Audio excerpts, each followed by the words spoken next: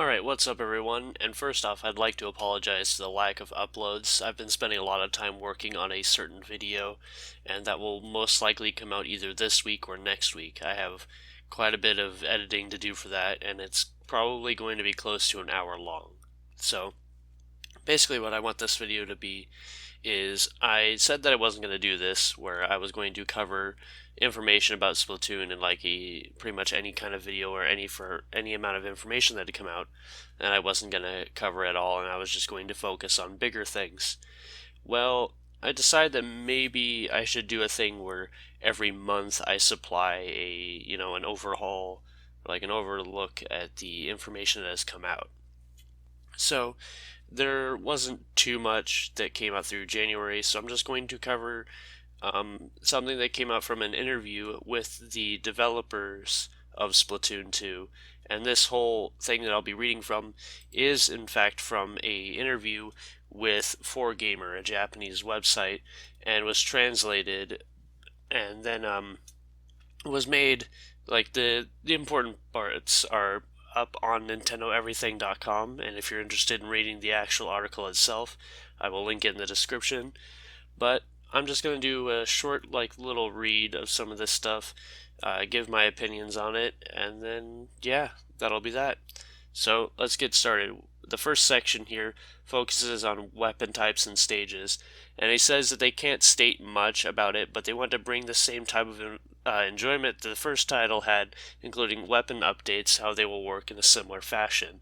So if you weren't here at the launch of Splatoon, basically every 2 weeks or so they released a new weapon, and it was more so to fix the lack of weapons the game had at launch. A lot of the weapons were actually data that did exist on the disc already, but were unfinished and were, finished through later updates, and then they just made the weapons available. So it seems like they plan to do another thing just like that.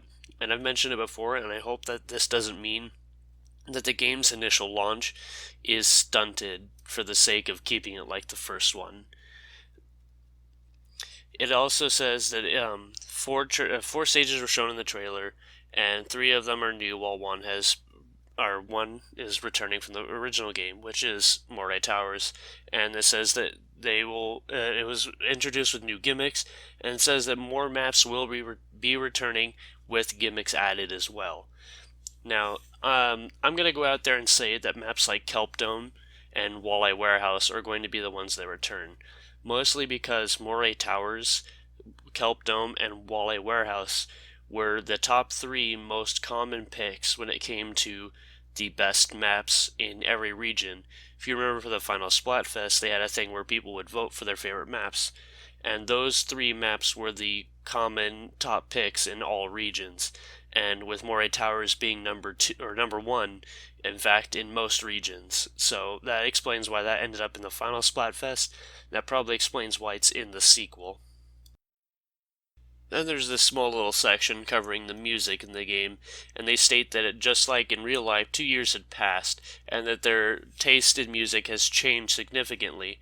Where the Splatoon 1 soundtrack was mostly pure rock, now they listen to a bit more advanced music that has a twisted feel, and so some things that are going to be a bit more I'm not sure, like techno, I guess. I listened to one of the songs that the game had that came from the event, and it doesn't seem very.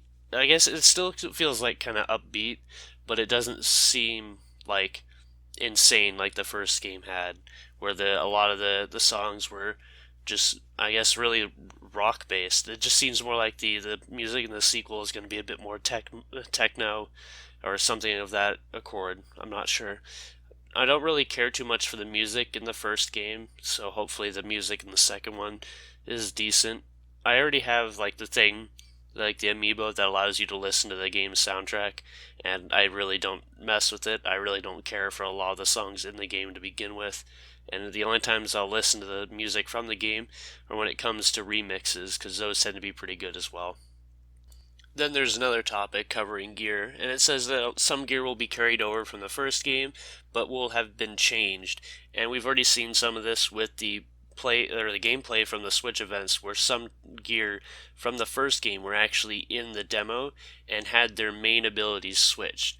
One thing that I noticed personally was that the bobble hat returned, but instead of having the quick super jump that it has in the first game, it instead has ink recovery, which is something I'm happy about because ink recovery is more applicable to random weapons than quick super jump is. It does go into some detail about how the design of the gear in the first game was more based on the 90s and stuff like that, and then states that some gear in the game will be the same, but will have different colors, and those will reflect different abilities that the gear will have, which also kind of already exists in the game, where some gear look the same, have like one or two small minor changes, and that changes the main ability and yeah, that's pretty much what it does.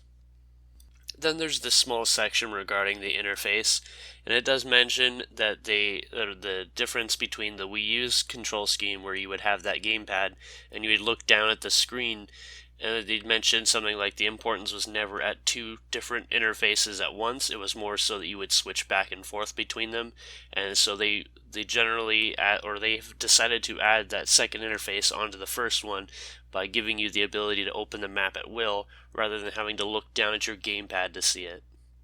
Then there's a couple things here about the map and talking about how super jumping works. It's all very simple stuff, mentioning how the map is designed to look 3D to give you, and the gyro controls are used to give you an easier way of moving around the map, and that super jumping has been reworked so could be a bit quicker than tapping the buttons on the gamepad, as you would have to look down and figure out which one you wanted to jump to, whose arrow was where, and so on and so forth, and they wanted to make it a little bit simpler.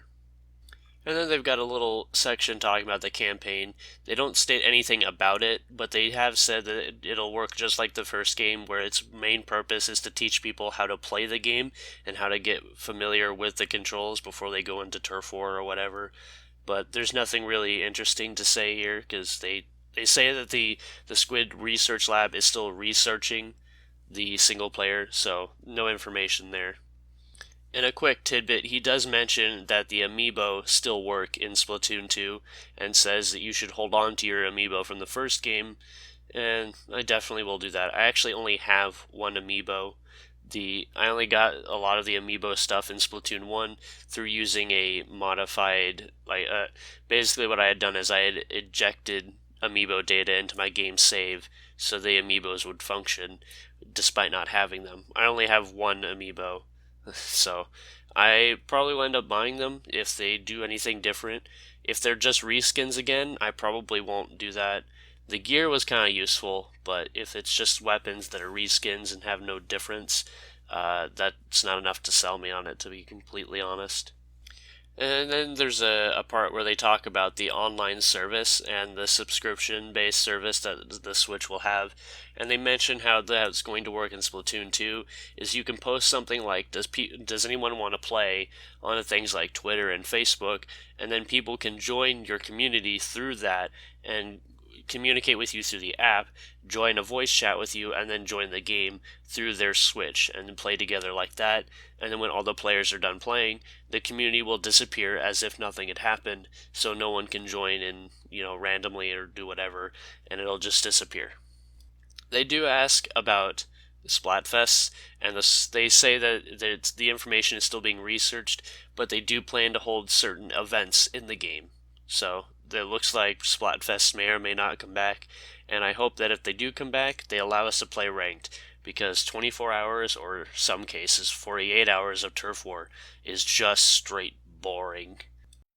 And then they were asked about how they feel about the no Miiverse. For those that don't know, the Switch will completely remove Miiverse, so you won't see any more posts in the game. And the devs were asked how is that going to be handled and what are they going to do without it.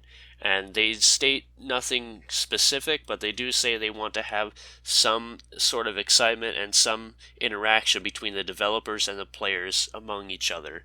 They don't say anything what the plan is, but they say they wish to have something like that. So whether they do it themselves, I don't know. It'll probably be done through the app, though, if I had to guess. Or the Splatoon 2 may have its own companion app to the Nintendo-based one, or it'll have its own special little spot in that app, if I had to make any guess.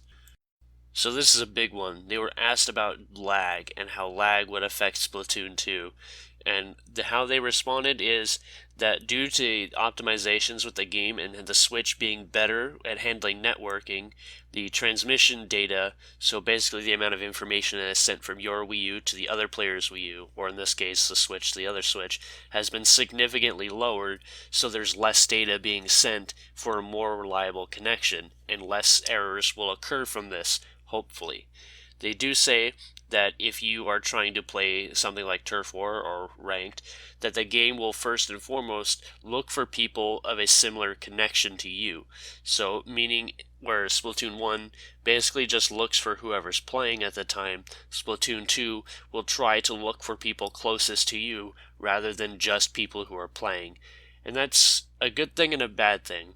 It's a good thing because it might fix some errors or some connection issues.